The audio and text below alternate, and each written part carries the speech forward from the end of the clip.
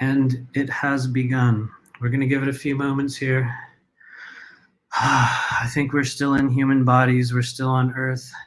I believe the year, as far as I can tell you guys, and oh my Lord, we literally opened the door and 9 people shot in. So something must be changing on the Earth plane. For those of you guys that are in the room, as you know, I'm very, very interested in knowing what planet you're on currently, what realm of the universe you're in, where you're from, what state you're in. I'll also need the last 4 digits of your social security number, so put those in the chat as well. Everybody roll on in the door. It's probably gonna get really weird today, and I promise you're gonna cringe at least 10 times more than you did the last time you watched this. So thanks for being here, you guys. As you know, I'm going to click off the screen, so I might be making strange expressions in the background while I find my stream on Facebook. There it is. As usual, it's set to only me. So we have a private audience of 1 on Facebook, myself, and there it is. It is now public. Boom. Okay, and it looks like YouTube is working. Let me know what planet you guys are on. How's it going? Hello, Divine Fractal. Hello, our good friends Miss Liz and Cassandra. Really, really good to see you guys. Hello once again, everyone. Tasha Huck, what's up? How's it going? Tasha Huck in Augusta, Georgia. Really, really, really, really good to see you. Thanks for showing up today. Crystal Light Codes, Rhea Dittler, good to see your name in the chat. What's up, everybody? Let me know what planet you're on for real. What planet you're from, and if you don't know how to figure that out, well, a lot of you guys are going to get drawn in a direction when you step outside tonight and look up at the sky. You're going to honestly, you'll probably look at Orion. I'm just going to be real. You're going to step outside and you're going to look up in the sky and your eyes will get drawn to Orion. One of the reasons for that is we are in a collective resurgence of the Orion frequency for the express purpose of redefining our understanding of what we know as the energy of Orion, the Orion group, which I know that's such a weighty word when we talk about that and, disclosure and alien stuff. And so, but yeah, we are in a stage of redefinition. And we have some cool stuff going on today. So hello, Captain Rabbit. Damn, I really love cool screen names. So thank you for being here. Sherry says she's in Alabama right now, one of the planets in the Orion Belt. I wonder if it is Mintaka. A lot of us are from Mintaka. Yvonne, what's going on? Out there in Ohio. Good to see you. Cool, you guys. Okay, honestly, thank you for tuning into our show. Here's the thing. We are kind of developing a show. It was an accidental thing. I want to tell the truth, you guys. I got tired of not being allowed on other people's shows. I used to email people constantly and be like, hey, I'm cool. I have a thing to talk about. I'm doing a thing. And honestly, you guys, 9 out of 10 of them just ignored me. And I don't know if it was a good, bad, right, or wrong thing. I think it was kind of divine timing. Because here we are about 3 years later, and suddenly I'm like, I guess we're going to do a show now and start talking to people that I admire, that I want to connect with, the kind of the voices that I keep coming back to over and over and over again. Because there's not too many people within our multidimensional community who I'm very actively consuming their sort of content. But over the past few weeks here, we've started to bring in a few of those faces, a few of those people. People like Ivan Teller, Jenny Constantine was one, Sean Bond. We were going to have Aurora on. I know a lot of you guys were looking forward to seeing Aurora. She's still going to be on the show. She had some stuff going on. And so it just, the timing was really, really awkward. So I pray to God she'll be back, because my Lord, she's a fascinating being. But yeah, so here we are. We have started this official project. It is now called Live from a Strange Realm. And really the whole idea behind it is that I'm just bringing in people that I consider to be, get ready for a cringe kind of label, the multidimensional trigger pullers in our community. And when I say trigger pullers, what do I mean? The people that are doing the work, that are actually acting, that are sort of in service to the collective on a little bit of a different level. It's not that we're all not in service, because I think if you're one of the people that's drawn into this now moment, it's because you chose to be of service to the dimensional shift and the liberation of humanity on the earth plane during this life cycle.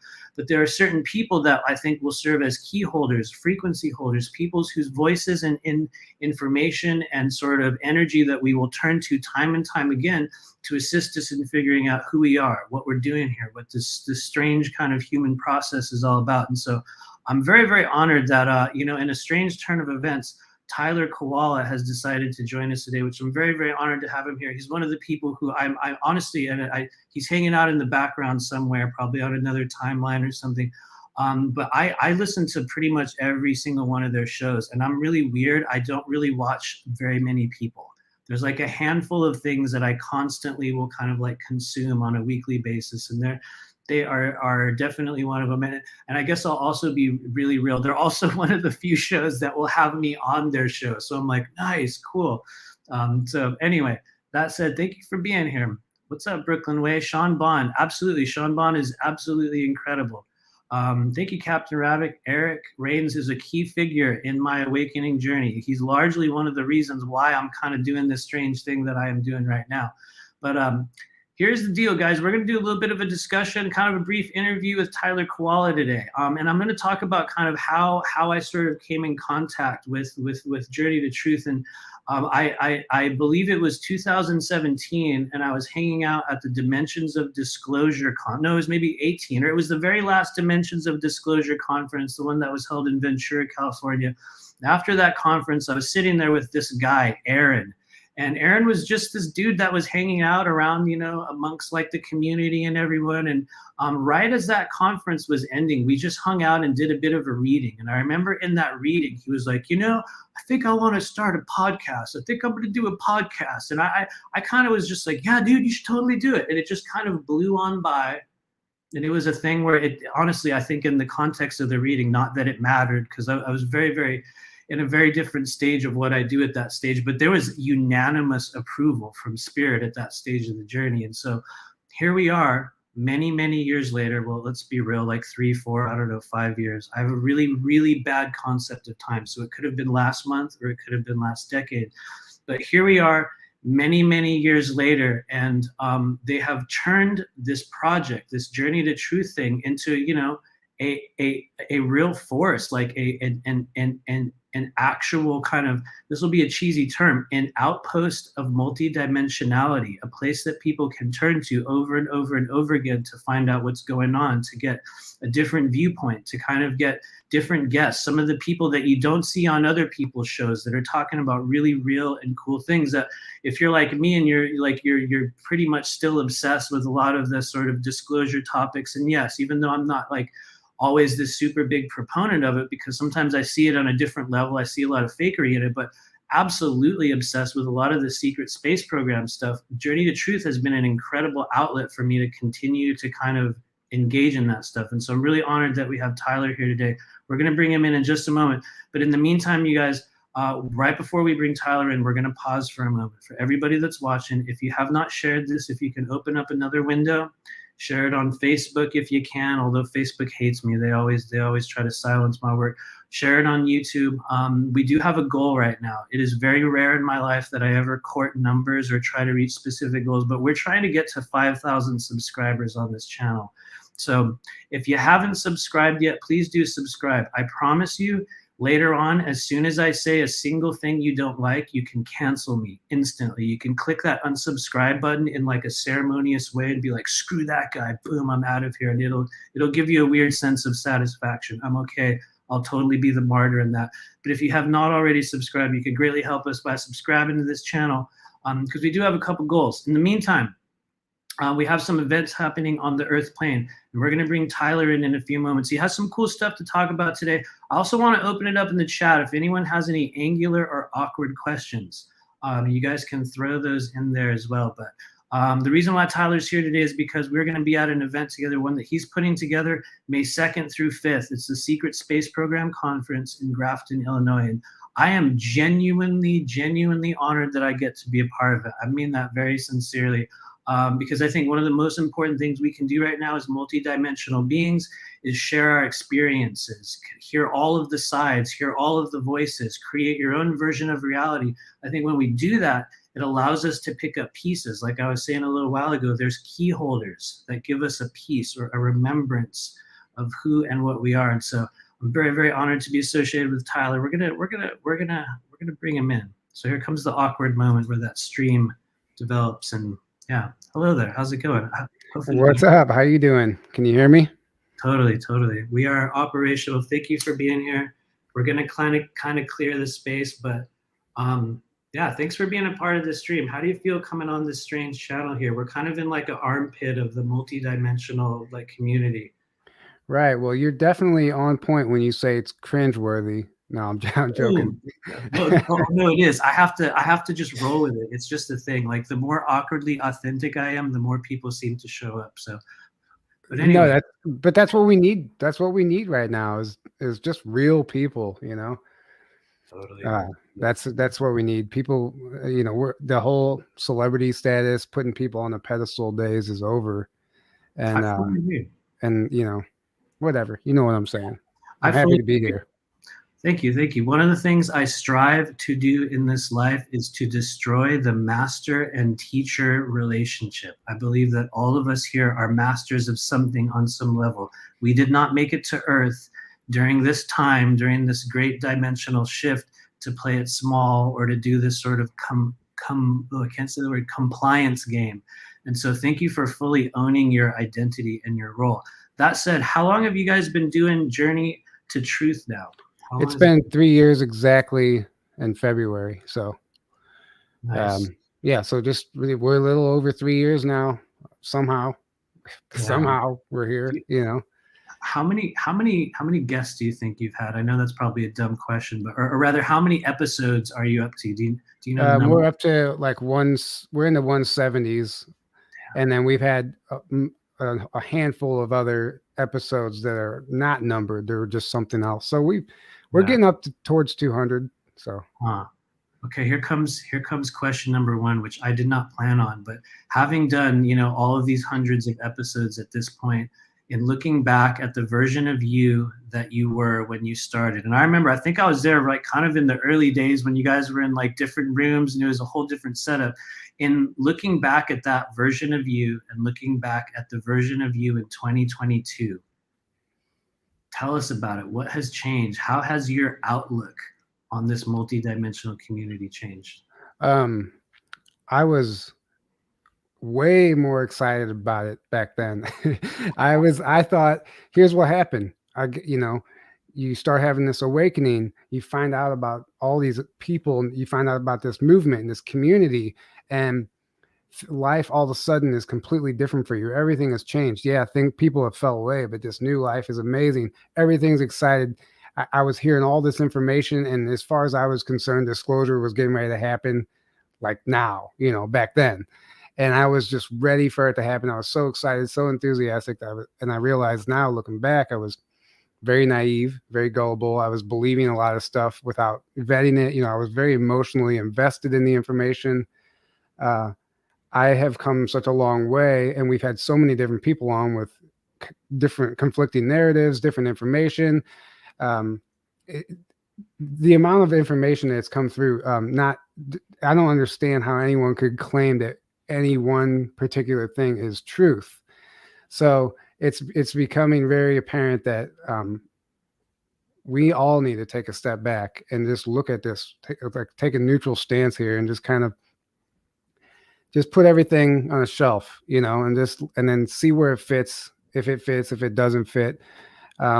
But we see, I'm past the days of like jumping on the bandwagons and like being a cheerleader for this person or whatever, and trying to, waste all my energy defending somebody whenever somebody else is trying to call them out. Like that's just, but we all get caught up in those games. So now here I am, we're trying to be as grounded as possible. We're trying to be a voice of reason.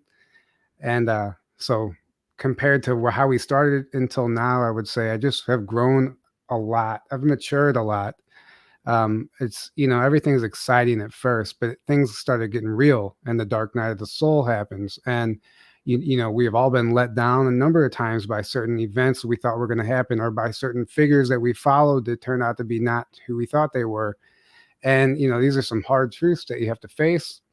And it's been a rough road for all of us, and trying to navigate our way through this and just keep your head above water. It's not easy. It's not easy at all. And trying to host a show and have guests on, as soon as you have somebody on that somebody else doesn't like, you get emails and messages thinking that you betrayed this other person because you're having this person on. It's like, holy shit, just calm down. Like, but I love it. I love it. At this point, it's a passion. There's no turning back.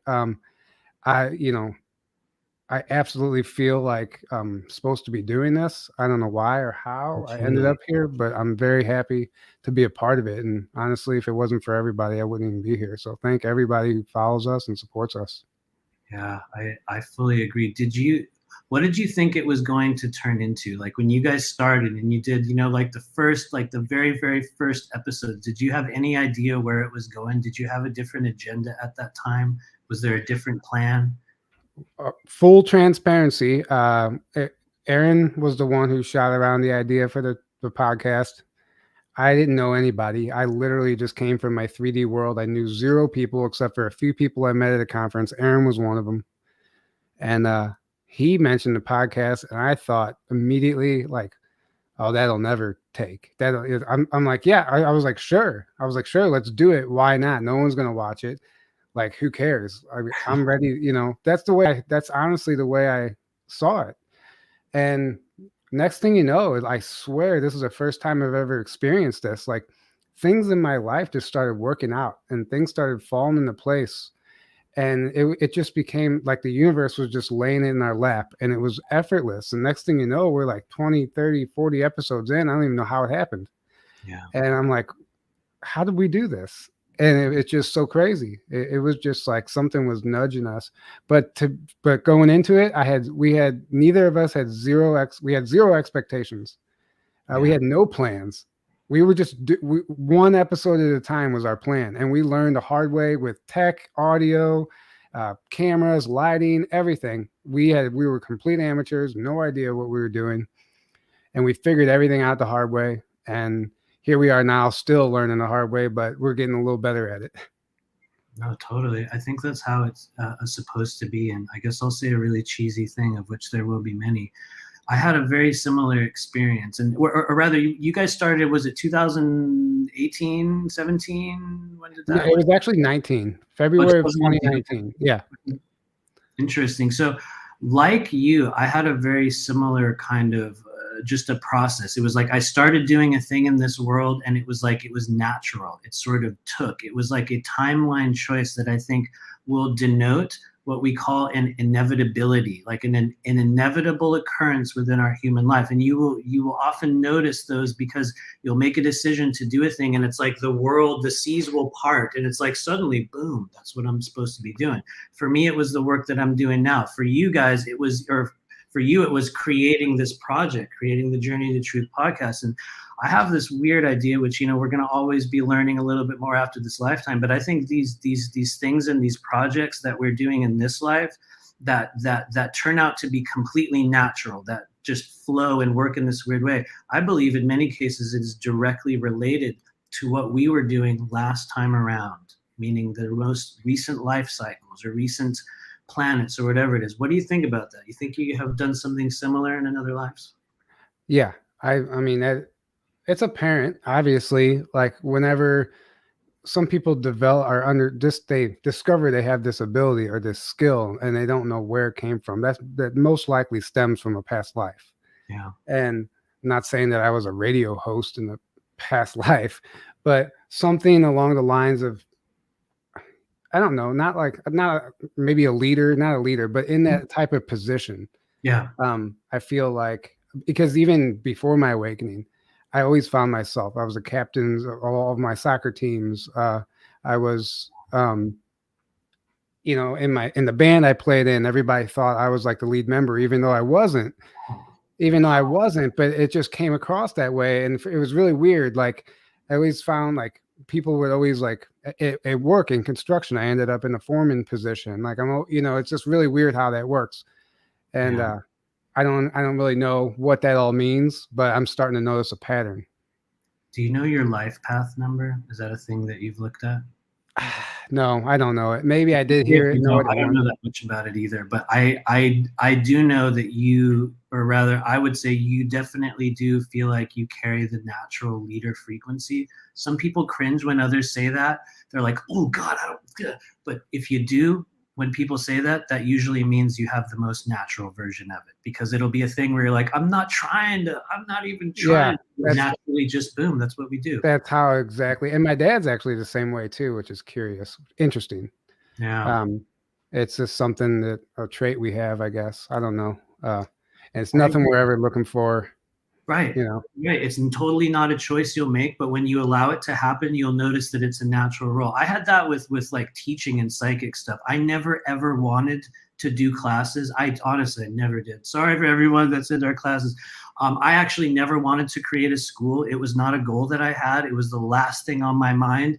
And then when I did it, it was like this some weird thing opened up, and it was like, well, that's what you're supposed to be doing. There you go. And so thank you for following the natural kind of flow of what we were led to become. That said, here comes another unscheduled question. I remember you talking about this online before in the past, but tell us about the band and the music that you used to play. What was that process like for you? And before you answer, cool synchronicity. That was also my previous in this life. That was my previous role prior to doing what I'm doing now. I spent many years in a band. But yeah, tell us about that. How did that go? Well, it's funny because so did Aaron. Aaron was in a band and they were touring and everything, you know. I think I played in a total of like 6 bands total. Like some of them I might have like filled in for like a couple shows, but all in all, like in high school, the very first time I was ever on stage was in front of a huge crowd. Like it was a country band that my friend dropped out and I had to fill in. So I was playing in a country band in high school in front of this big crowd. And but then I ended up all genres of music, like punk rock and then ska. And then eventually what I always wanted was, I was a big heavy metal guy. So I wanted to start my own metal band, and I did. And that became my passion for the better part of 6, 7, 8 years, you know, and just play guitar. And I loved every second of it. I loved every second of it. But what I didn't like was the scene and how nasty people treat each other and how cutthroat it is, and everybody's stabbing each other in the back. And then on top of the drugs and alcohol and everything, I loved this. I loved the music. I loved playing on stage. I loved playing a show. I didn't like the scene. And eventually, once you start going through awakening, you're pushed away from that. You don't even fit there anymore. Well, totally. A timeline shifts. Huh. I was actually very, very similar to you in that sense, in that but for me, playing music was more, this is going to sound so dumb, but here we go. It was more like a war. It was like a battle that I had to go through in this life again. And granted, there was really no fighting. There was nothing like that, but it was this crazy process of multiple years. And just like you, it was like, I loved this thing. It was what I lived for, but the scene and the people and the energy, and I don't know how it was for you, but for me, I never fit within that paradigm of music. And yet it was one that I was in and I did well. And when it sort of ended, it was like this weird like identity shift thing. I had to shift into a new kind of version of myself. And how was that for you when that sort of identity stage ended? What did you kind of go into after that? That was right. That was right when my awakening started. After that, I stumbled across this information, and you know, eventually you become weird according to everyone around you. And my friends literally thought they tried to have an intervention for me. They thought I was going crazy. I'm not joking. They literally they thought they could help me. They thought I was losing my mind. In a way I was. You know, because it's just insane when you start discovering all the stuff and how everything was a lie. But in some level I already knew, so it wasn't that big of a shock. It was really weird. But leaving the band, that kind of there were some really weird synchronicities that I noticed within the band. I knew it was coming to an end. I knew the final chapter was there. Not everyone's heart was in it. Everyone's getting older, married, kids. So it was time anyway. There was time anyway. I still play music. I have an entire instrumental album written. I probably want to do something with it, but we'll see. You know, we'll see what happens with that. But it's metal. It's like a prog metal type of instrumental. So it's not everybody's cup of tea, but it's mine. And all of it was written post-awakening. So I feel like there's a lot more meaning behind a lot of even though it's instrumental, there's a lot more meaning behind what I was writing, as opposed to before when I was just like, yeah, that sounds cool, you know. Wow. That's honestly, I deeply admire that you are still doing music. It's funny that this even came up in our live stream today because only the last few days, this will sound so dumb. I was sitting on the couch here at our house and like this weird thing hit me. I turned to the right and I was like, I think I'm gonna start playing music again. Ding! It was like this little bell just kind of kicked off in my body. Not to say that I'll do it anytime soon, but I think Well, that the frequency comes back from time to time, you know? yeah. Well, what actually?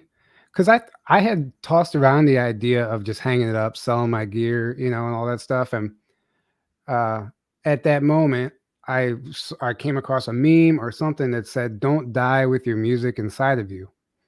And I was like this aha moment. I'm like, you know what? That's right. Because I had all this stuff I had written. I was just gonna scrap it.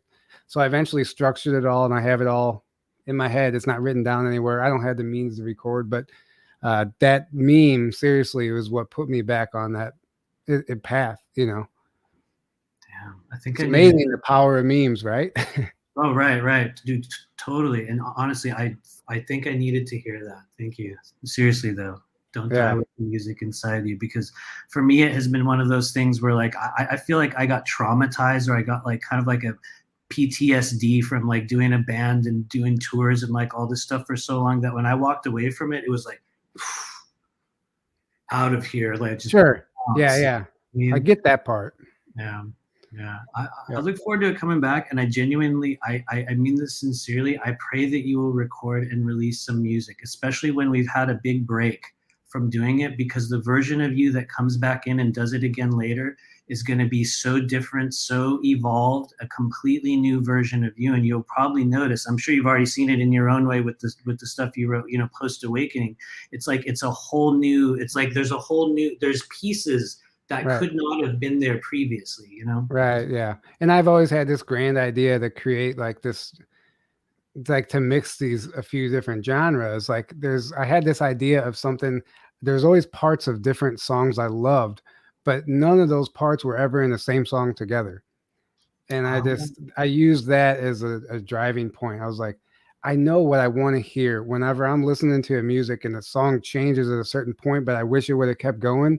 That's where I keep going, you know? huh, And I don't know. I have a very strong vision of what I want to see and what I yeah, want to hear. And I really thoroughly enjoy it. And whenever, you know, it's really good for, you know, it's very meditative also. yeah.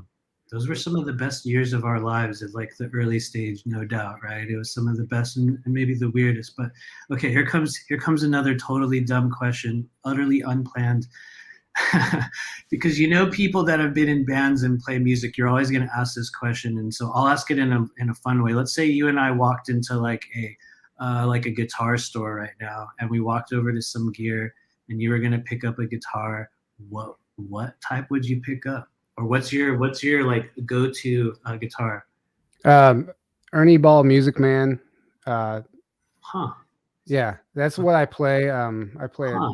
a John Petrucci model, but Okay. I've played him for years, and in particular, just I can't believe we're talking about No, music no, and dude, I love guitars. it. Yeah, yeah. Um, but yeah, no, that's what I would play. I love the way they play. I love the fast action neck Yeah, and the dude, the super next sleek. trip. Yeah, yeah. Yeah, yeah. There's just a lot of things that, and I'm so used to it that I always look for the newer versions of those and to see how they play. But anymore nowadays, there's like all this new technology coming out with Mhm. guitars and everything's different. So I would be trying out everything if I went back into a store now.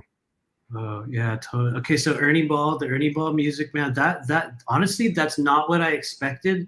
But having you said that, I remember I think seeing a post that you did a while back that was something. It's just there's something like reference that maybe it was like a couple years ago. But Right. interesting, Ernie Ball music, man. Okay, so what? We're just gonna go one step further, and let's say you walk over to the amp section of the store. What kind of amplifier would you be picking up? It used to be, well, way back when I first started playing, for some reason, I thought crate amps were awesome because they were like a lot of metal bands use the Oh, crate yeah. amps. And so I've always liked crate. Then I went to Marshall for a while, loved Marshall. And then, you know, Bogner, Yeah, like yeah, a lot. yeah. Yeah, Bogner. So like it's a There you go. line 6 has a tube amp model, a Mhm. Bogner model. And that's what I have now. But and I'm the Mesa. That's probably what I would buy if I went back. So like Mesa Boogie? Yeah, Mesa Boogie. Yeah. Okay, cool. Oh, wow. Okay, that's interesting, and cool choices. Um, I was just hoping you didn't say one of like those, like the Ibanez with the hand holding thing. I was like, just please don't Oh say yeah. with the handle. For all the non-musical people in the chat, you can just tune out for a little while. Yeah, I hope we're not losing people. Oh no, it's okay. I will constantly, I will constantly be losing people, and then they'll come back just to kind of scoff and like mock me. So it's perfect. They always come back. But I would. Well, here we go. I would probably go over to the Fender wall, and I mean, I know what I would pick up. The Fender Jazz. I can't say it. Jazz Master Deluxe. And if it was an amp, I would. Here we go. Back in Fenderland. I would definitely get the mid or the early 2000s Hot Rod DeVille, the 410 with the. I know what you're talking about. Yeah. Boom, dude! Those were so good. Those were so good. But the one that I played for the longest was the Music Man HD 130, which is basically like a Fender Twin, but it was like the 80s version of it. Mm-hmm. Which was an incredible amplifier. No, I didn't keep any of them. I kept one Jaguar style, like guitar that I have. It's sort of like an AK-47. It will never die. You can run over it with a car, and it's like you'll just still pick it up and it'll roll. But that's very cool. Very cool. Ernie Ball. Anyway. Right. Yeah. Thank you for going there with me. I know that was. Hey, you know what? It's refreshing. It's a refreshing to break from disclosure. Oh no, totally. Oh, and I see Aaron in the chat there talking about bands as well. What's up, Aaron? Thank you for being there. He mentions Fugazi. Where did the comment go? Aaron, I totally feel you on all the band choices that you mentioned. I mean, big time, dude. Oh yeah. Big time. But that's cool. That's a very important kind of stage for, I think, a lot of us that will come into the work that we're doing now. We'll have this sort of life cycle where you will visit all of these previous incarnation versions of you. There's, like the musician, there's like the leader, there's the artist, there's a bunch of different, kind of archetypes. But it's really interesting to note how many of us within this sort of like soul group have had that stage. And so right. Anyway, yeah, thank you. Anyway, back to the disclosure stuff. For those of you guys that are watching in the background, don't close this window, but if you're on your laptop, open up another window, you guys. I mean this sincerely, and go to secretspaceconference.info. Secretspaceconference.info. Oh God, there we go. Secret Space Conference. Thank you for the correction. Go to secretspaceconference.info. I'm just going to be totally real. I would love to see at least 3 people buy at least live stream tickets from this show, and I'm confident that they will, because you guys are going to want to, even if you're not in this country, even if you can't make it out there from May 2nd through 5th, it's going to be a thing that you're going to want to see. You're going to want to see it. So open up a window and start the process of clicking on the little things. I think it's only $111, right? Yeah, for the live stream, and then $44 for the in-person ticket, which includes a meal plan, breakfast, lunch, and dinner, and that's a buffet. It's a good meal plan. It's pretty awesome. So yeah, totally. I'm very much looking forward to it. And also, you guys, we know everyone's about to get some tax money. So take that little tax thing and dump it into going to this conference. Yeah, there you go. It will pay off incredibly, you guys. So many of us need to have this community experience right now, because it's going to help you remember why you came here and how you got there. And so, right. Yeah, that's another thing. That's, I'm not going to lie. Putting on a conference is, pardon my language, it's fucking overwhelming. Totally, and totally. It is a lot more than I ever anticipated. And there's things that you just can't foresee, and so it's a great learning experience. It has its ups and downs. Would I do it again? I guess we'll see when it's all over. But it's very consuming, and but at the same time, I know it's right. I know this is what I'm supposed to be doing, or we're supposed to be doing. I don't know how or why the whole thing ended up manifesting the way it did, but it's really turned into something beautiful, and I know it's going to be something that I'm eventually going to be proud of and glad that I accomplished. And just, it all started because I've been a part of a few other conferences, and it was like, I could do this. I could do this, and I'm doing it. But there is always more involved, and you don't really, you don't really take into consideration the stress level of, you know, your energy is branched out so many places. You're in, you know, there's so many things you have to think of, but it's Yeah. I don't even know why I'm going on that rant, but yeah, No, it's come hang perfect. out. We would love to see you guys all there. Yeah, what was the inspiration? Like, what was the sparking moment when you guys were like, you know what, screw it, let's just make our own conference? Like, what was the actual spark that like caused you to want to do this? Synchronicity. Like, I lost count of people who were saying, random people, you guys should do your own conference. You know, you guys could totally. It just kept coming from the most odd places. Eventually, and then it would, like, things would show up, and it would just like, boom. Next thing you know, I'm doing it. And I think I went last year. We had our 2-week. We were at East City, and then we went to the Sedona conference, and there was so many synchronicities on that trip. It was right after that when we planned it. Right after that, and you know, I didn't really think about it too much, and I just jumped into it. And that's I next time I'll put a little more thought into it. But I absolutely, I think it's going to be amazing. I know it's going to be. So yeah. Here comes the awkward question. What's been the hardest thing about putting this event together? Like, the one thing, I mean, if there is a one thing, we're like, oh, I have to blank. What has been that blank where you're like trying to overcome or deal with, or if there is one? The hardest thing has been keeping everything organized. There's so many, like I said, there's so many factors and so many people involved, and you have vendors and volunteers and speakers and plus ones and plane tickets and then just a financial end and the meal plan, and I'm forgetting a bunch of stuff. The rooms, you know, just merchandise, banners. You don't think about all this stuff, and so the whole thing has been a challenge, but it also I'm being guided. I can feel it. Oh no, absolutely. Just from an outsider viewpoint, and watching it kind of like come together, I think that it is a thing that has been absolutely like given approval by some higher, you know, like authority, even if you want to use that word, some higher source energy, because we have seen, and I know you and I have been a part of I think a couple events where you will just see how it's like it just Right. kind of like Kind of deflates, yeah. sinks itself. And no one really knows why. You know, some of them will sort of take this weird turn, and it becomes a strange ordeal. And then there's other ones where it's just like, yep, that's supposed to happen.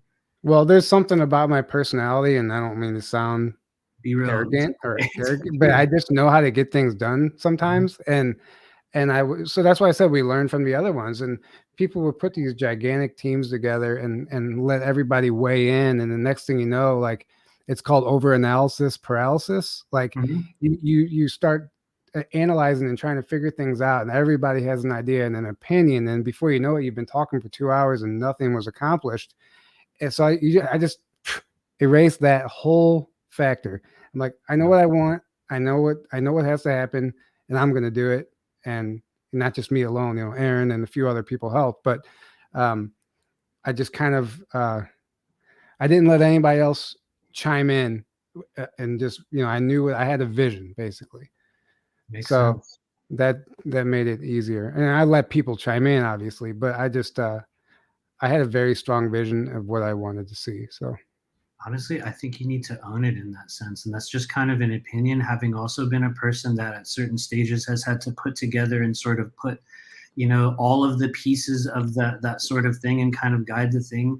I think that it is natural for you to take that role. And I would say own it. Like, especially when you're like, man, I know how to get shit done. It's like, own that, dude. Because if you don't, you know how many other fake people are going to roll in and be like, I'll do it, and we'll have a 2-hour Zoom talk about it. And I know you and I have been in honestly, I can think of a couple of those, which it was just like this weird, like, let's go around and around and around. What did we plan? Nothing. It was just like this weird, you know, the mic drops and everybody goes home. And so I think that there are certain people that will own that process and make it their own.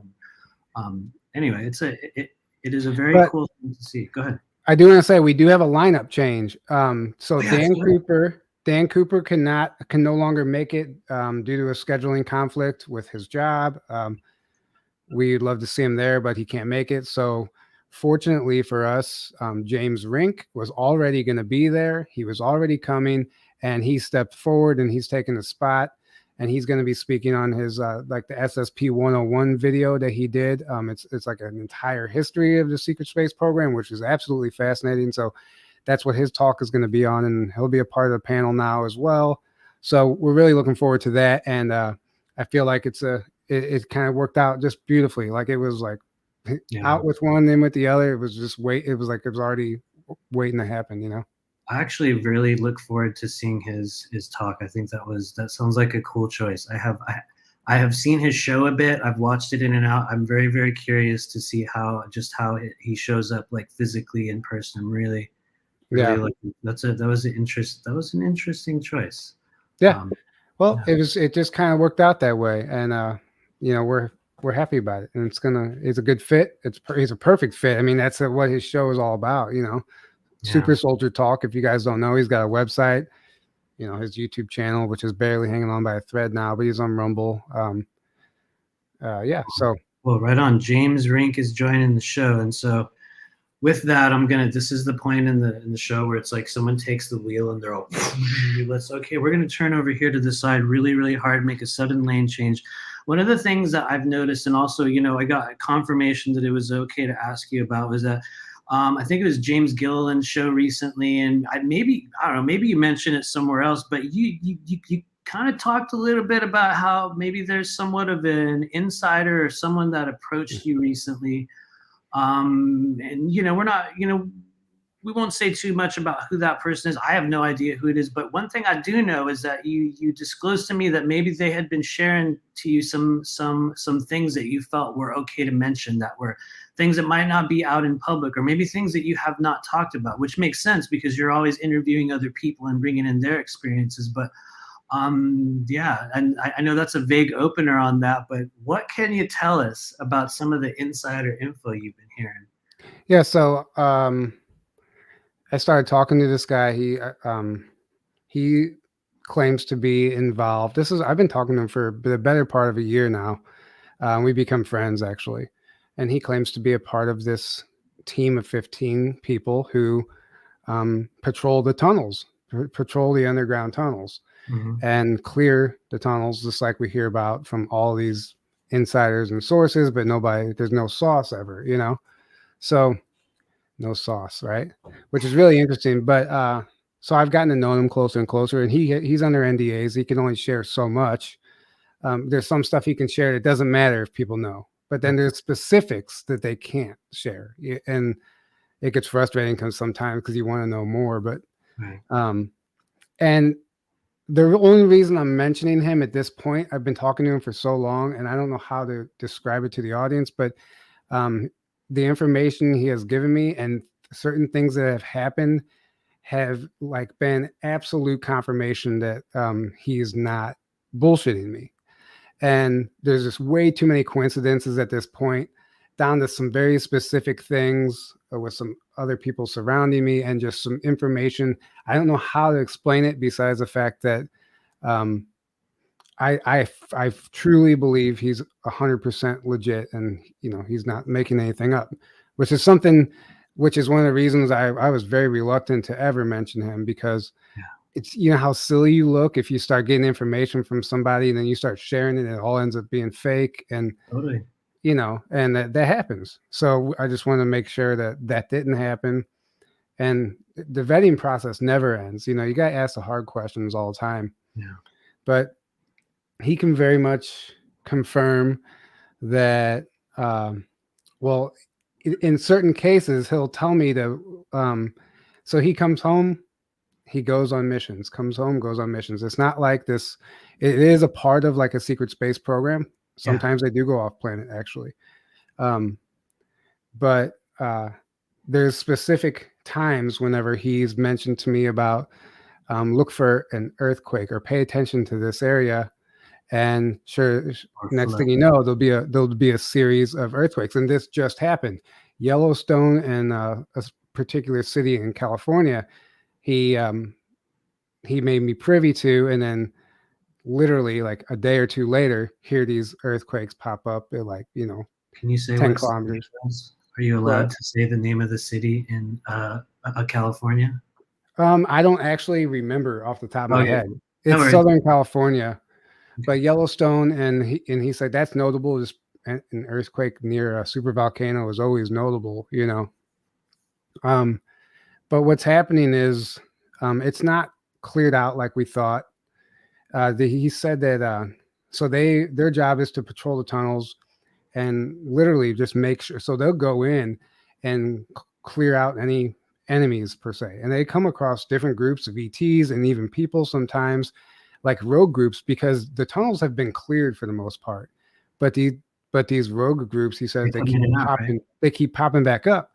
And in particular, I can share this: Dallas, Vermont, Colorado, California, and Ohio, tunnels that have already been cleared or have now began to repopulate with the enemy. Yeah. They're so currently that's what they're checking on. They're just going and investigating that right now. But they just completed a major mission here in St. Louis, which I can verify because one of the bases, one of the military bases, literally right next to my house, was one of their starting points, and there was a lot of suspicious stuff going on there. But there was essentially a tunnel raid. The whole St. Louis area and the surrounding parks. Apparently, St. Louis is one of the big hubs for these for trafficking and the children. I've heard that. And the stuff that he described to me under St. Louis was, he said, you know, kids in cages doesn't describe it. When I talked to him after that mission, he sounded like he was dead inside. He said it was the first time in his career since '87. He started in '87. He's supposed to be retired, but but because of current conditions, he's still working. But says the first time in his career that he wanted to quit on the spot. Like he just like I can't. You can't unsee what you've seen. But the only thing that kept him going is because he has kids. He has kids, and he doesn't. He knows that we have to fight this. So his team, in particular, they'll go and they patrol the tunnel. They locate the enemy / children. They'll clear it out, and then they called in, and another team comes and rescues the children. And and sometimes they don't even rescue them because there's nothing to rescue. Yeah. And you know what I mean? There's just nothing left of them sometimes. It's very sad. But I asked him what they do with him, where they take him. He's that's above my pay grade, so he can't share that. But right now, currently, there's the Arnold Schwarzenegger Sports Festival going on in Ohio. And let's just say that is a major event for trafficking. And there's a major hub in Ohio. There are still children located, and that's one of the current missions right now. And that festival is a guise for this whole thing. Or it was just over the weekend. I think it's happening this weekend. Yeah, right now. Whoa. So I think Arnold Schwarzenegger himself is there, but there's a lot of big names there. But it's not. There's no good energy around it. Yeah, it's just a cover for another operation going on underneath. Here comes here comes an angular question that you may not have the answer to. Did he mention what it was that he saw in that tunnel that made him want to quit? Yeah, just the condition of the children. He couldn't describe. He couldn't put into words what he saw. He said, "There's nothing in any life and any walk of life that can prepare you for the tragic stuff that he saw." So it was. You could hear in his voice. It was rough, but yeah. So they did a major, and then he couldn't tell me anything about what they did. I think after that mission, he couldn't share anything except I asked him, I was like, well, can you tell me if it was a success or not? And he said in more ways than one. And I said, well, was it a step forward for the alliance? And he said in more ways than one, but it's not that easy. He goes, no matter how many times you clear it, something, this is a war, so it's not just We cleared that tunnel. It's over. You know, it's not that easy. Makes sense. And there's run into some rogue groups of ETs and things he's told me that, you know, sound out there, but Ooh, tell us a little bit. You know, I'm going to grab onto that right. one. You know, like tell Right. us Well, yeah. He did say there's a ton going on under DC right now. There's like literally almost like a war going on underground there, but he couldn't tell me anything about it besides the fact that, yes, what you've heard about the walls around the White House being designed to keep people in, that's true. He said there is. So it is interesting. Okay. Yeah, he said that those walls are absolutely designed to keep people in. He said the deep state has taken the bait, and they don't even know it. He said these people are so evil, they're such a psych, they don't understand that they're even walking into the trap. Yeah. Which is happening, and that's one thing he has verified over and over. He's like, this is happening. Like, we are winning, but it's taken way longer than you think. And these stories about liberation and all this stuff, he goes, I'm sorry, but it's just not true. You know, yeah, he's, you know, he goes, I don't, he's just not true. And he said, yeah, we're cleaning things up, but it's way over exaggerated coming from certain figures. And then we get these stories and, you know, so I just had to take his word for it. But it's on its way. It's on its way. He sees a bright future. Yeah. It's taken way longer than his team would like to see, but they can only take orders. You know, it's getting pretty frustrating for them. So, but they're still the next big spot right now. I asked him about Ukraine and Russia, and he's like, dude, that's theater. He's like, that's part of the show. He's like, he goes, we're just on like standby over there. Like, that's not neither here nor there. Like, the real shit is actually happening in Australia, and that's where they're distracting you from. And if you look at Australia right now, holy fuck. Like, the massive flooding right now that's taking place. Created, right? Yeah. They're creating it. It's cloud seeding, but it's not just cloud seeding. So people are literally dying by the hundreds. They're not being rescued, and the people that are being rescued, they're only rescuing the vaccinated people first. People are losing their homes, their jobs, their lives. There's under a state of emergency over there. There's no military, no army helping anyone. You know, somebody made a point, like the army was there to make sure everyone was vaccinated and that everybody had their mask on. They have the whole military force to make sure everyone got their jab. But then where's the military who is trained to rescue people in situations like a flood or a natural disaster? They're nowhere to be found. Livestock, cattle, animals are floating down rivers. But what is this? What is this, right? Apparently, Australia is the testing ground for all this COVID stuff and anything else in the world. You know, try it out on the island first where nobody can leave. And this flooding is it's not cloud seeding. He called it a delivery system for a new quote unquote variant. And he said, you know, for a while it's been airborne chemtrails, but their plan wasn't working. They're trying a new thing. Now it's delivered. It's through vapor, basically. So you have inches and inches and inches of rain flooding things. And then, you know, you have heat and humidity, and it's delivered through vapor. You know what I'm saying? Yeah. So this is something that they're trying out over there, apparently. And we'll see what happens. It says specifically gonna target something within the people who are already jabbed. But it also, the reason for the vapor is they're hoping it's going to affect the people who aren't jabbed also. It's a new delivery system. Quinine, he said, is the best thing they could be doing for themselves. Drinking quinine water, tonic water, whatever. And then there's you guys are all going to hate me for this, but there's a specific nasal spray on the market. I forgot the name of it, but he said it's very effective for COVID. Is it a brand name or the pharmaceutical name? I don't think it's a brand name. No, If I were to say it, would you know what it is? maybe. Is it oxymetazoline? I don't think that's what he said. No, but Okay. I wouldn't be surprised if that's like the official name. Either way, Dude. quinine for one.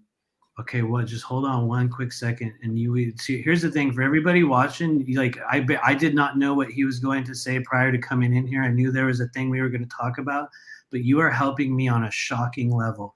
One of the things that I often view that I never talk about them because honestly, I feel that like people will just be like, whatever, you have no idea. You know what I mean? I don't necessarily. I'm not like a future forecaster in terms of psychic energy, but one of the things that I have been noticing, and we got a confirmation of it with I somehow this video, I think it was Jason Shirka, showed up on my timeline the other day, and he was talking about a similar thing wherein Right. that the floods and the activity that was occurring in Australia was a testing ground. And what's wild is this was a thing that I have been watching and noting, and I was like, they're going to launch another thing and it's going to be in Australia. Or my other idea was that I thought they were going to do something in I can't say the name, India. I thought India was also going to be just a possible thing because they have Right. such a population. It would be really easy to affect people, and millions of them, I hate to say it, millions of people could die there and the rest of the world would never know, and they would have really good data. And so that said, So, thank you. Yeah, go ahead. so did you watch that the Jason Shirka thing with that insider Ray, the guy who's blacked out? Is that what you watched?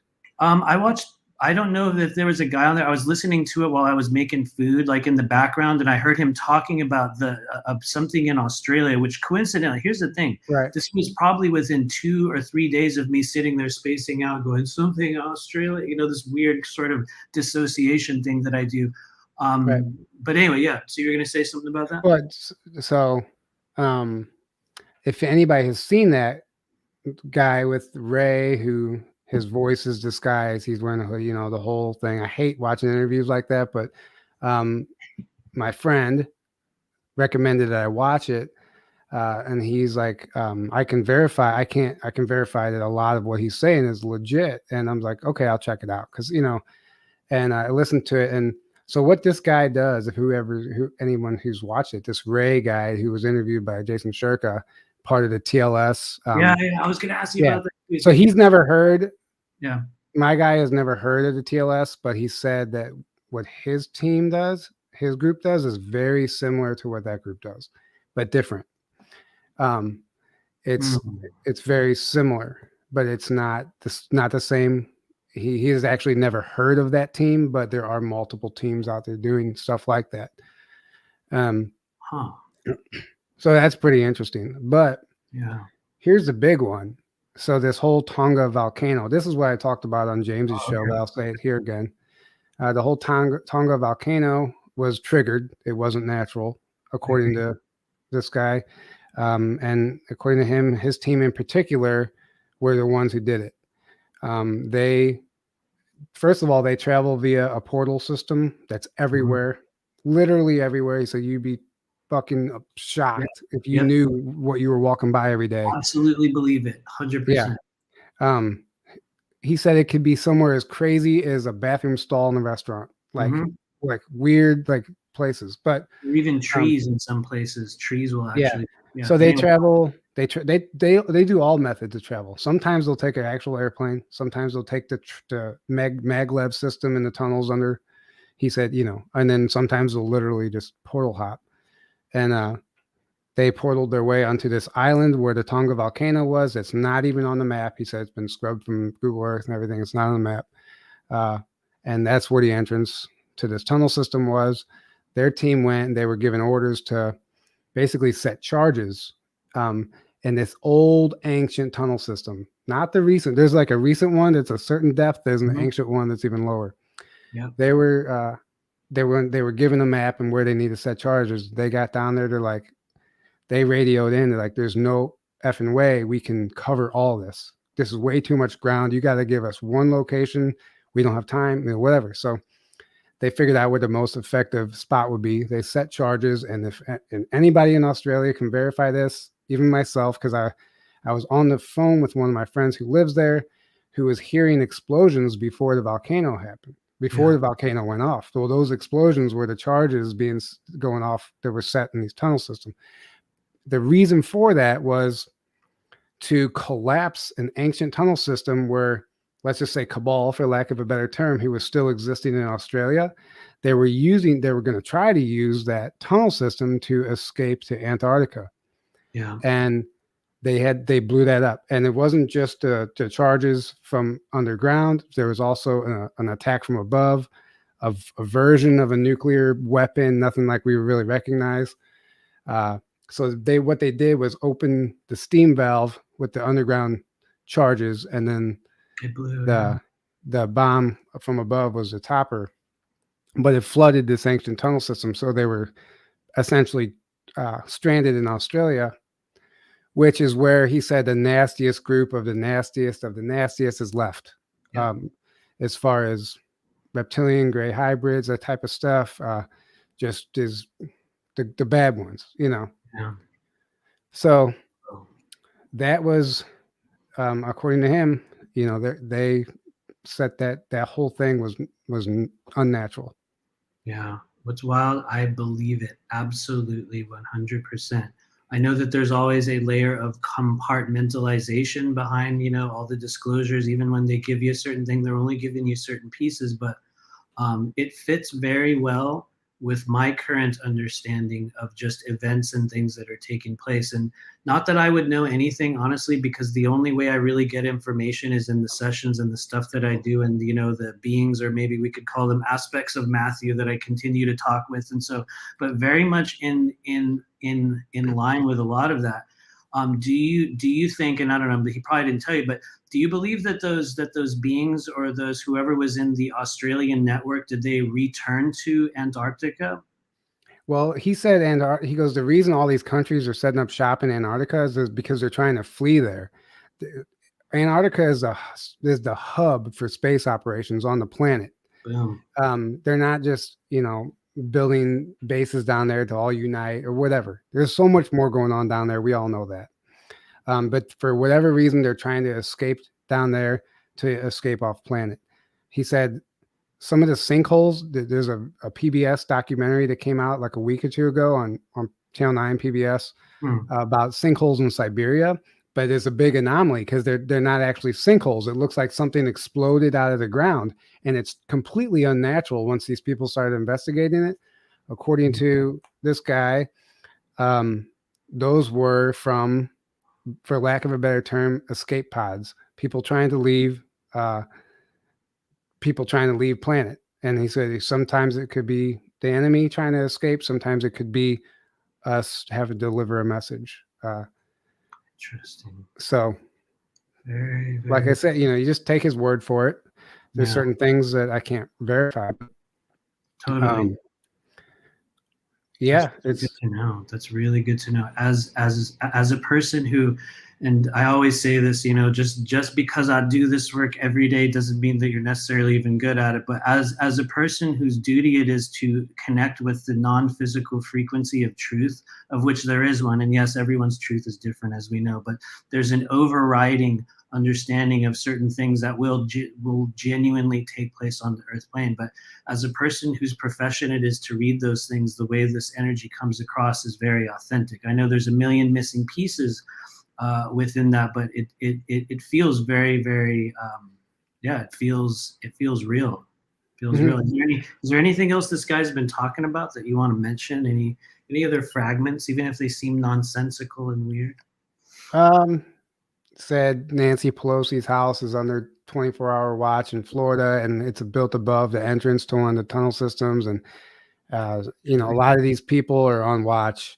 A lot of the people have been taken out already. You know, so the big conspiracy theories, like even going back to the beginning of all this, when we're seeing all those celebrities who we thought were arrested and stuff, and taken a Gitmo. He said they actually weren't taken, like Tom Hanks. He said was take. Everybody thought that door behind him with the barcode was from Gitmo. He said that was actually a place in a holding facility in Australia. Yeah. It wasn't at Gitmo, but it was, for lack of a better term, a jail, some sort of holding center. So a lot of these people are on 24-hour watch, they have lost all their rights. They're just, they're just given I don't know why they're being allowed to function the way they are, but he said, yeah, some of them literally don't know that they've taken a bait. Like Yeah. it's kind of sad. It's funny and sad at the same time. Oh, that's wild. Thank you for sharing all this. Deeply, Right. deeply fascinating. Here comes a random question. Did this guy ever confirm that sort of, I know this will be dumb and kind of like elementary, but did he talk about how that that sort of train system that runs from coast to coast in other continents, how that's changed recently? How there's like this add-on to it. There's a whole network of it's like a train kind of like railway that goes underneath the continents. Has he talked about that at all? No, he hasn't. No. Huh. I haven't asked him about it, and it never came up. He said that the tunnel systems are far more complex than we could ever imagine. And there's a lot of weird technologies down there. That makes sense. The reason why I asked that is not necessarily to like confirm anything, but rather because I believe that there are certain structures, there are certain what we might call passageways or common meeting places that enough people on Earth have been to at this stage that are still secret, that for those of us that choose to use our site, we can find them and we can like connect with them very, very easily now. One of those is the so-called kind of maglev rail system that goes all over the world, all over the country.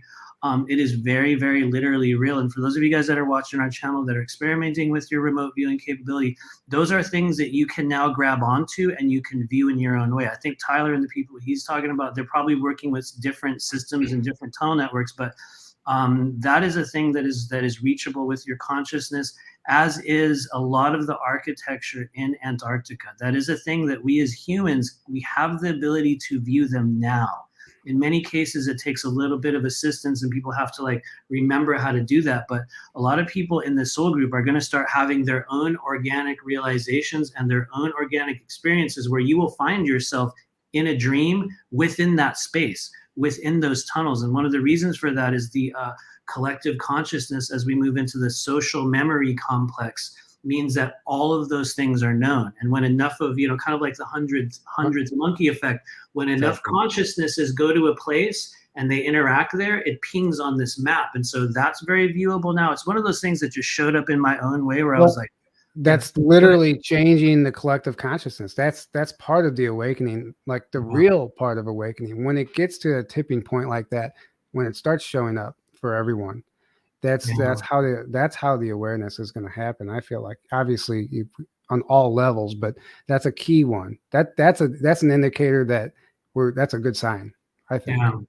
It is, they're definitely viewable, as is, this will be a weird non-sequitorial offshoot, as is a number of what we might call ancient sites under the ground that have a lot of those tunnel systems leading to them, places that we've also been before. They're very, very active, and you can tune into them now. A really, really big one, and I'm going to say this for you and anyone else that wants to tune into it, are the reversed pyramids. Reversed pyramids, literal reversal technology. There's a number of pyramid systems on the planet that will actually invert. They're inverted pyramids. A really huge one. Well, there's several of them in Antarctica that were just shown to me in a crystal clear fashion. And they're, I believe, part of the network right now that's being activated, and kind of one of the reasons why, or maybe one of many reasons why, a lot of those tunnel systems and those underground chambers are constantly re-inhabited over and over and over again. People will go back in there. And I think part of that is because there's a frequency that is being emitted on a much greater level from literal technology that exists under there. And so anyway, kind of a non-sequitorial offshoot, but what do you think about that? I agree. I haven't seen that, but it doesn't surprise me, and not at all. And what's funny about that is the inverted pyramid has been showing up for me lately in places. You say that. It's in weird ways, but I never thought twice about it until now. So interesting. Well, here, let me just give you like a little piece of it. And just because Matthew sees it this way, there's probably a million versions of them. But what I was shown was that I think it was in between September and November of 2021, there was an additional round of kind of ritual meetings that took place. Strangely enough, a month or so later, a bunch of, kind of puffed up figureheads and disclosures started to talk about it too, but they talked about it in a very, very different way. But what I viewed on that one, and I honestly, I think what it is part of almost like a communication network that will reach out to everyone who's tuned into it. And what I was shown was that they were reactivating these structures, and a lot of people on Earth were visiting them now. And they even showed me the structure of the inverted pyramid, and it has a regular pyramid top, but then it has an equally proportioned one at the bottom. And there's a spiral. There's a spiral that they would walk down, and you go right down to the apex of the pyramid underneath. And there was in one of them, there was like a spike that came up out of the ground. And the crazy thing is, I'm pretty sure they would impale their sacrifices upon the spike, and the blood would run down and it would fill this chasm thing, and then these beings would come out, and there's some sort of a weird ritual that they would do. That was one of the inverted pyramids.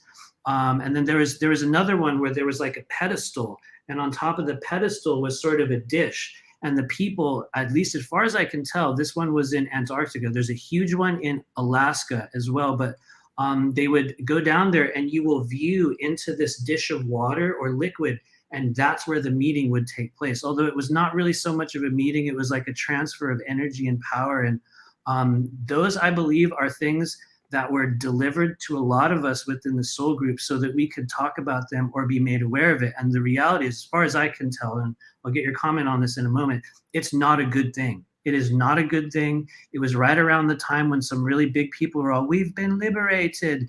And it was like a literal opposite. In fact, when they were talking about liberation, they were talking about the other side gaining power. It was a literal reversal thing. And so anyway, Right. I just dumped out a lot. What do you think? I agree. I think something like that's very possible, plausible.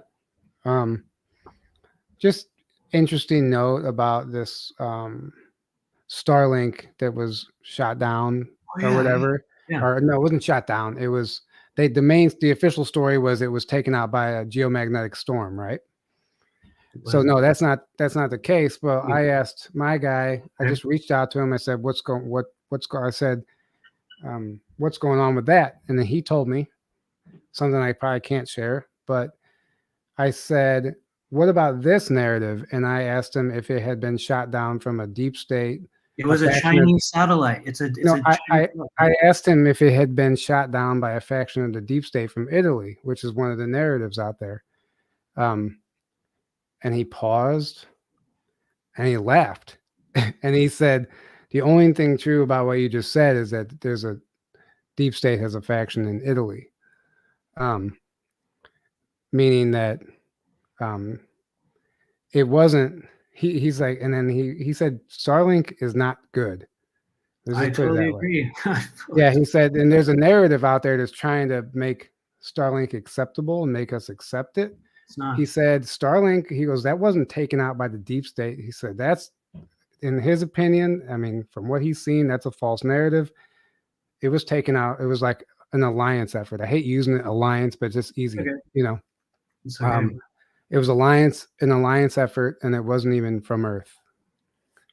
You know that I really want that to be true. I would love to see that. I will tell you, I received such a specific piece of information when I learned about that who knows, maybe it was just like a distortion in the timeline. But what I was shown that it was a series of Chinese satellites that were actually designed to destroy other satellites. And sure enough, lo and behold, the Chinese government announced they have a satellite destruction program, and they have literal. So to me, what I was shown was that was a Chinese operation to destroy just a fragment of the satellites that were holding data, and it looked like part of the Starlink system.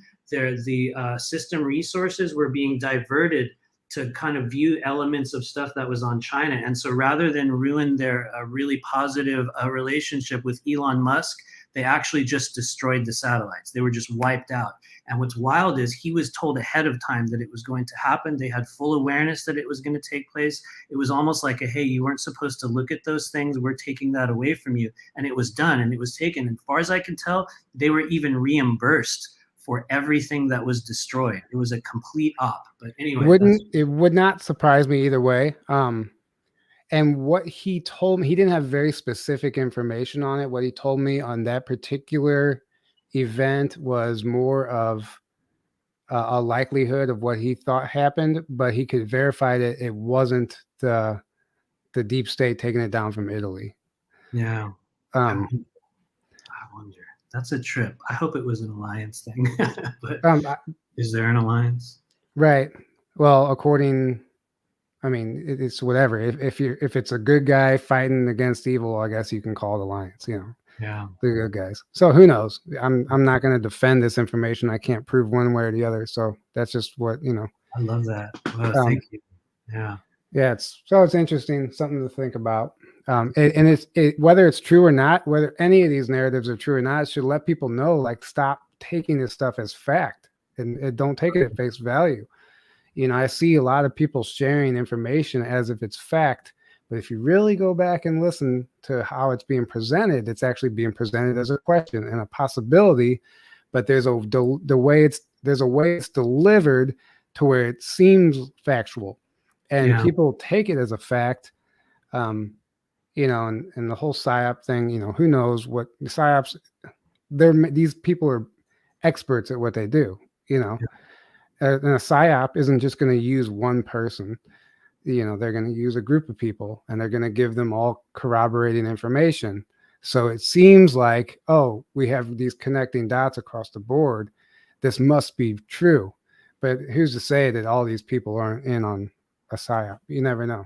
I think it's a little bit of all of it. You know what I mean? I think, part of the journey is that we get to experience both, like, the disinfo and the real info and come to our own version of it. And I guess everybody knows that by now, but to me, it's really good to hear you talk about this stuff, because it's one of those things where, I will tune into certain things, and I have no other basis for comparison to speak about it unless I see someone else mention it. I have sort of learned the hard way to just kind of, we'll just be quiet on that. And if I see something else that confirms it, then we'll talk about it. But that's right. That's really good to know. At this point, like, it's so much easier to run with a lie than it is to face the truth.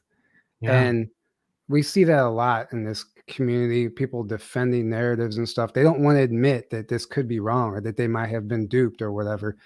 And even people delivering the information, if they find out on some level it was not true, they might keep delivering it anyway because they've invested so much. They've written books about it, whatever. It's easier to run with a lie than face the truth. Oh, yeah. I'm not saying that's what's happening, but we really have to start stepping back and not marrying ourselves to any of this information. I really agree. And I know we have been here for a little while, but I just have one more kind of official question. It's sort of a personal one. I've been waiting to ask it for a while. There might not be any real answer for it, but I'll just say it. Tyler, what's your involvement in the Secret Space program? Were you in the program? What do you think? What has been your discovery of your own experience and path in those areas? You say that like you just assume I'm in the Secret Space program. Actually, I don't. Honestly, to be told. Well, here, actually, before you answer, let me just explain. My viewpoint on that is that there are a number of us who had that experience in this lifetime, but for many of us, the reason why we are drawn to it in this lifetime is also because there's a concurrent timeline in which we're living that reality right now, and we're in the journey on Earth where those things are going to bleed together. And so some people have the organic, version of it in this life where we actually go as children. Other people are tuning into the aspect of themselves that's literally there right now. And so that said, what do you think? I'm experiencing that, yes. There's aspects of it that are a mind fuck and not fun at all. And it's stuff that I wouldn't even want to talk about, to be honest, if it's true. There's a lot of information that's been coming through lately. Bleed through memories, just weird synchronicities. Oh, I literally saw a TR-3B fly over my house the other night. A black triangle craft. I was laying out. I was doing something inside. My iPad wasn't working. So you know what? It's a nice night for the first time all year. I'm gonna go and lay down, look at the stars. So I went outside, laid down, right away I saw two what I call flashers, you know, just really weird flashes. Um, and then I saw what we call the power up. You know, the ship, the light is extremely bright and dims back down. Oh, that's cool. You know, but I see that stuff. You know, go to ESETI, you see it every day, all stuff. I'm laying there and I I couldn't believe what I was seeing. A literal black triangle UFO, completely silent at a super low altitude to where if it was a plane, it would have been extremely loud, silent. And this thing was cruising across the sky from, you know, east to west. And I'm laying there and I don't even know how. Next thing you know, I'm standing. It brought me to my feet. And I'm like out loud saying, holy shit. I can't believe I'm watching this, because you hear about them, you see videos of them. I can't believe I'm watching this thing in the sky, a literal black triangle with the three dots, just like we see, cruising by, completely silent. And I watched it until it literally started to bank a little bit until it went out of sight, until I watched it that far. And it was exhilarating, to be honest, because, you know, the stuff up in space, that's cool. But when you get to see a craft, and yeah, it's us probably a military craft and not even an ET, but to witness that technology firsthand was what was exhilarating. And, you know, we talk about this stuff all day. When you finally get to see something, you're like, yes, like now I can talk about it with even more confidence. Yeah. You know, yeah. it was wild. I'm glad you got to see that. Very, very right. sincere. But anyway, going back to the SSP stuff, like weird things like that have been happening to me also. Like there's more. And honestly, everything that I'm experiencing, I'm not even ready to talk about yet. It's because I think it's immature and irresponsible. I say irresponsible to talk about. Because if this is a real subject, if this is real, what's happening, you know, we have the screen memories, we have all this other possibilities, you know, and I don't even see why it is important for me to share some of this stuff. So I'm just not going to right now until I'm compelled to. I say when you're ready, everyone's ready to hear it. But I also believe that by us kind of processing and talking about what we think, even if it's untrue, and like by, you know, like next week we have a whole different version of it. To me, that's part of the process of helping everyone else get those keys and figure out that version of themselves. Because if there's one thing I know in this life, I did not have the experience of going into some program, although I did have a weird, well, I'll talk about this in some weird events early on in life, but one of the things that I have been shown is that there is a literal version of me within the framework of what we would call that fourth density breakaway civilization, who's actually not a very good person, and they're very much kind of like a negative doctor archetype. In fact, one of the people that mind wipes. Right. It's possible. Yeah, for real. Like literally, I've seen the technology. I watched them put boards on the sides of these people's heads and like in case and like hold their bodies still and plant them on these things. And sure enough, you know, reading everyone's stuff, I'm like, whoa. So that's a thing they actually do. And they put the body in stasis and they put up these screens in front of them. And I was putting stuff on people's heads and I was telling them a whole other narrative. It's a trippy thing. And so I think a lot of us are joining with the consciousness of those other versions of ourselves. And it's shocking because they're not necessarily who we think we would be. You know right. what I mean? That's a very good point. And yeah, you know, if you're in the program, you could have 5, 6, 7 clones of yourself in different programs, and different memories can be trickling in from all of those alters. It's complicated, and it's not something that's like, it's not a fun thing, you know. This is a real traumatic thing that is like affecting people on a deep traumatic level. And it's nothing I just want to haphazardly talk about until I'm so solid, like, yeah, okay, I'm pretty sure this happened to me. But I'm just not ready. But talking about the mind wipe, what my contact told me was that there is, you know, the whole Men in Black thing, the little pen. He said that's real, but he goes, what it looks like nowadays is a cell phone, and it's just going to look like somebody taking a picture of you. And he said you can literally, but it doesn't have to last forever. They can put a time limit. They can put a 10-minute time limit, so you forget, and then in 10 minutes, like you remember, but you don't know what happened, like type of thing. Or it could be 20 years. You know, they can they can program it for how long the memory wipe lasts. It's a sophisticated experimental technology that doesn't just blank slate you forever. But he said it's a cell phone, and it would look like somebody's taking a picture of you. Damn, thank you for telling me that. That helps so much, because literally what I've seen in that space is very much like this thing that we're holding up. And it's like I was putting it right over a person's face and talking to them. And like, here we go, da da da da da. And then you take it away, and then they would move them into another place. And so that's an awkward thing to talk about. Probably something I shouldn't be going on too much about. Next week I'll be like, oh yeah, it's a totally different thing. But damn, that's lots of cool pieces came out during this strange journey here today. Is there anything else you want to share about your journey or your life? I know we've been talking on and on. Is there anything else you want to mention? Please. There is something I want to mention. Yeah. I only slept for an hour and a half last night. I couldn't sleep all night. And when I slept for an hour and a half, woke up and couldn't fall back asleep.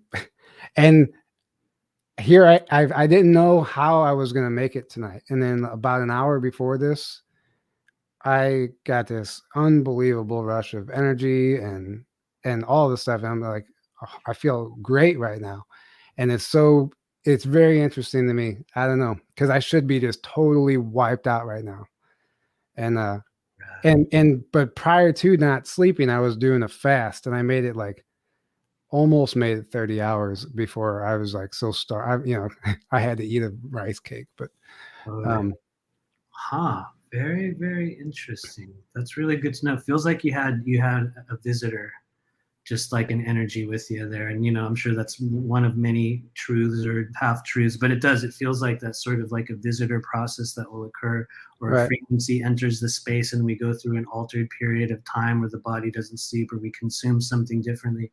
It'll usually happen right around a stage in which there's a critical mass of chemicals in the body, possibly having to do with lack of food and just a little bit of a frequency shift. And so to me, it makes sense that you had some form of an experience within that. Very, very interesting. Yeah. Oh man, there's a lot to share. Totally. So the whole, remember I told you he claims that they travel via portal system, and he's like, it's in movies all over the place. They're always telling you, especially mirrors. He said mirrors or portals. And he goes, the Matrix, like the latest one, he goes, they're telling you right now, and he said he thinks, his opinion is, when Q was saying think mirror, it was like it's a literal version of using a mirror to see the future, basically. And instead of like sitting in a looking glass chair, I don't know. But anyway, he told me, go research who invented the mirror. The guy's name is Justus von Liebig, Liebig, Liebig. He's a German scientist, and there's a lot of suspiciousness around him. But think about Liebig, and it's like this guy was an alchemist, and there's a whole like black magic, not black magic, but just an alchemy thing surrounding the invention of a mirror and the technology that it actually is. And the whole Liebig name is like illusion. It's the big lie. The mirror, it's like we see ourselves, but it's just an illusion. That's the big lie. It's like they're kind of telling you in the inventor's name. That's like, he said, you really have to understand that to understand how this portal system works. It's complicated, but it's not just mirrors. So some of them are natural, but totally. I am absolutely on board with the natural portal system. Like you were saying, I am absolutely positive that there are places in every city, town, wherever it is, it looks like a building, it looks like a rock, it looks like the side of the wall, but it is a literal opening to another place. And you may or may not be aware of this, but the ancient Toltec seers had a process through which they would view other realms. And what would they do? They would take a reflective piece of material, very much like a mirror. 2 people will hold it, and you will go into a stream or a body of water, and they will submerge the mirror in the water and allow the energy to pass over it. And within a short period of time, those who are open and ready, beings will show up, energies will show up. It was a standard practice of these seers back in the old days, in which that was how they would view the other realms. There was a lot of other techniques as well, but that is a well-established technique, one that I would actually like to try. It's like you literally take the mirror and submerge it in water. Yes. I'll give you an experiment to try, and it works, and it's going to scare the shit out of you. You stare and get into a room, bathroom, turn the light on, and stare at yourself in the mirror directly between your eyes. And just stare as long as you can, kind of like that magic eye books, you know, how you have to like not focus, but focus to get the picture to pop. Do that similar thing, but look in between your eyes. And this is my experience, and I've replicated it over and over. What happens is your face starts to melt away. And it starts, whenever that happens, the energy in the room changes. It literally, like, you feel this vibration, and if you're not, like, you have to practice, because if you have you panic, you lose it. Yeah. This is gonna sound crazy. One time I was doing it, and I swear to God, like, I shifted into like what looked like this lion being. Yeah. It was like a version of me came through. It tripped me out, and I was able to recreate it again and again. It wasn't just a one-time thing. And I even found a picture online. I was like, oh my God, this is exactly the type of lion being that I was like shifting into in this mirror. But you can get to the point where you become completely transparent, and the room will actually become dark, and the mirror will start having ripples and waves, just like the Matrix. Yeah. This is my experience, and I've been able to do this a few times. Your body is going to want to reject it and run, and it's very scary, because like your breath gets weird. Yeah. And Right. Huh. And yeah. So, there's a lot more to be explored there. And apparently, if you know what you're doing, you can get yourself to an energetic state to go through that mirror. Who knows? I haven't done that. I absolutely believe it. I acknowledge that as being real. I have done similar mirror practices. I have been pretty freaked out by it as well. Honestly, in my case, it was like my face kind of turned into a weird alien. It was like there was a weird gray, sort of black-eyed alien being that sort of showed up, and very much like you, it was one of those like, whoa, right. stay. And it's like, you kind of can't, and you kind of can't. And so, like, even if you blink, you lose it. Like, you have to really not blink. One time I wanted to try it, because you get excited and you want to keep trying, and my contact was messing up that day, and I couldn't like focus because my damn eye, you know. So you have to really be able to like somehow just not blink. And once it happens, you almost go into this sort of a trance, and you're not going to blink anyway. But when you do, you can lose it. You can lose that connection. I don't know. Guys probably think I'm absolutely nuts listening to this. Honestly, dude, if you're on this channel talking about this, you are in the right place, because that's literally all we talk about. You know, try me, make it as weird as you can. But no, I mean, that's a well-established, very legitimate ancient practice. Other people call it scrying. I saw somebody in the chat there mention scrying, which after a while, and here's the thing, I will mention this to you, because I know you're one of the people that has the ability to open up this. Well, you already have it open in the body, but there's an ability that we have, especially when you're connecting with someone's energy. I do it every day. I'll be working with a person in a session, and I'll be looking at them, and I'll pull my gaze up and to the left or to the right, and you'll focus and defocus your eyes as you're looking at that person. And as you practice it, you will watch their silhouette eventually change into something else. You'll watch their face change. What I've noticed for me is what occurs in that is I'll see who's with them. It's like one of the methods that I use to kind of tell, you know, whose guides or what the energy is around them. But basically, try it maybe sometime when you're in like when you're doing an interview with someone, and as they're sort of like going on and on, like focus on the spot in between their eyes and move yourself over their shoulder, and kind of like, I don't know if you remember those 3D photos in the 90s where it's like, it looks like a bunch of like a pattern. Then as you allow your eyes to defocus, That's what I was talking about. Yeah. There you That's go. right. Yeah. Something like that. Yeah. I'll have to try that. I was trying to do it just now, but it wasn't working. Oh no, you can, and you will probably do that with me and see a weird insectoid being or some form of a half human reptilian, because those guys show up a lot. Yeah, They show up a interesting. lot. They're not necessarily all evil. I touched one of them once on the face, and it I was a very, 100% agree with that. Yeah. yeah, very, very real. But, Right. Exactly. huh. Yeah. This has been Yeah, interesting. thank you.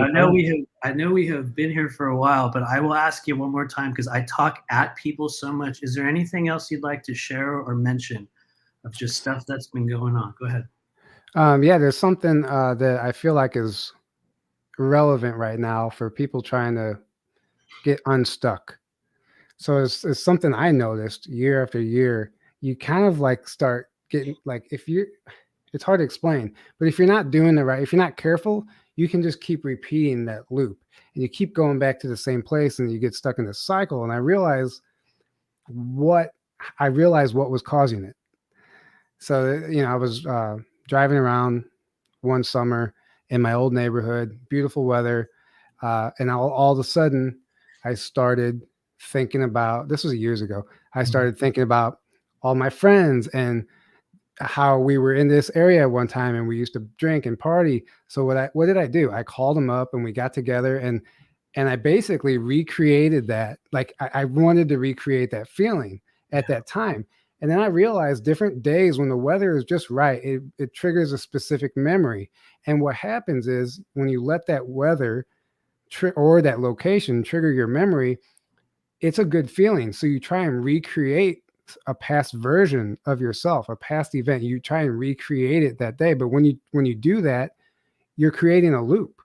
Yeah. You're creating a loop and you're actually causing yourself to become stuck because most of the time, what in my case is the memory I was trying to recreate was a very toxic situation that usually involved drinking and people that I no longer resonate with.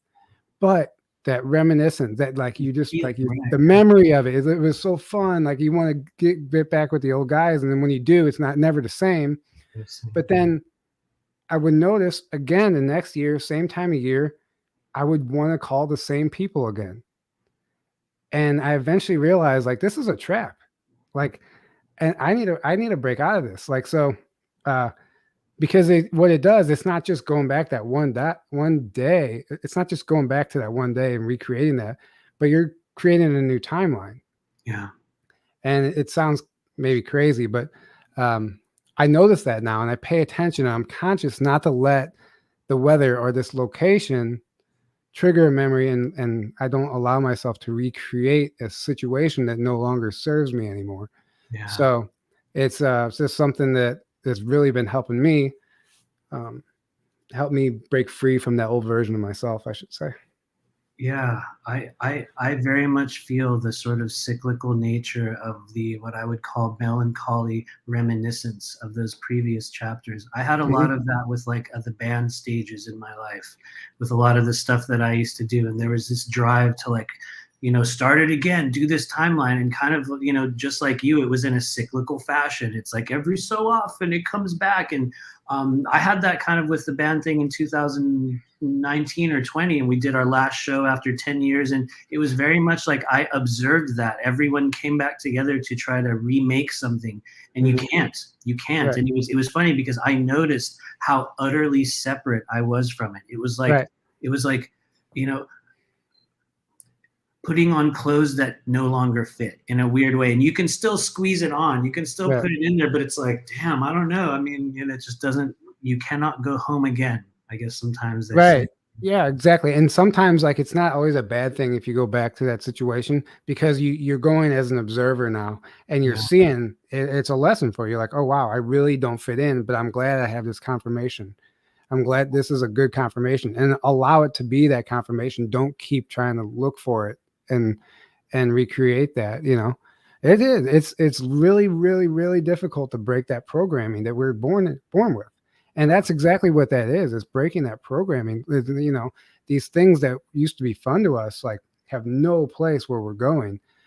most of the time, in my case, some of the I was very much the drugs, alcohol, sex life, and it was you know, that has no place where I'm going. I don't. The thought of all that stuff now, like I can't even imagine going out to a bar. Like I know, right? literally, I don't even know what to do there. It's like, I know. Yeah. What do we do? Who do we One talk of the to? one of the last times I ever went out, my friend talked me into it, and I got to the bar and I ordered a beer, and I did the same exact feeling. I asked my friend, joking, I was like, what do I do now? Like Right? I was like, Really. and then I like, the whole night I'm sitting there, I'm like, so this is fun.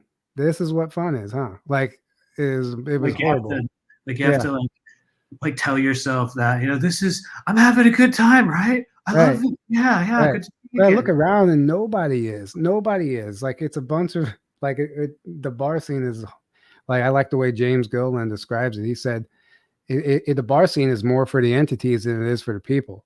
He said they like he sees them hanging out in the rafters and stuff and waiting for that person to get to that one tipping point, that one last drink that puts them over the edge, and then that entity comes in and you all have people. Everyone knows somebody who's not themselves when they Yep. drink. Well, there you go. They're literally Literally, allowing something else in, and these entities hang out at the bars, hang out at places like that. totally. I'm going to tell you another place where entities and beings hang out, and I mean this in the positive, well, also in the somewhat not positive light, at events like the ones you're creating. Right. Those become literal meeting points for non-physical energy, some of which are awesome, some of which are not so awesome. But for those of you guys that are watching out there, we are going to be creating a new series of those gatherings and events and those feelings, the ones that we seek from other times and other chapters of our life. We're creating the higher dimensional version of that. And I think one of the places, for those of you guys that are watching, of which there are quite a few here tonight, thanks for tuning in. It is at the Secret Space Conference in Grafton, Illinois, May 2nd through 5th. We're going to be creating a new timeline event, one that you guys are going to look back on for years to come. And, you'll try to recreate it, but you'll never recreate it. We got to do the new version of it. So Right. Yeah. And there is going to be a team. There is a team already at work, clearing and protecting that land and that venue. I've heard, yeah. And it's a beautiful thing. And we're not going into this haphazardly. So It's cool. That's yeah. cool. Thank you for hanging out here tonight. I know we have been on a little bit of a journey. It went a bit longer than any of us had planned, but it was very natural. Thank you. I enjoyed it. No, I enjoyed every bit of it. Thank you for having me on. So finally, what do people need to know about the Secret Space Conference? How do they find it? Do you have any other events coming up? Because I heard you were doing something else recently as well. But yeah, what else? Yeah, I was going to be speaking at an event in Branson, Missouri, but it got postponed twice, and now it's the weekend right before our event, so I can't do it. So I'm not doing that anymore. The conference, guys. So the venue, the on-site lodging is sold out, fortunately and unfortunately.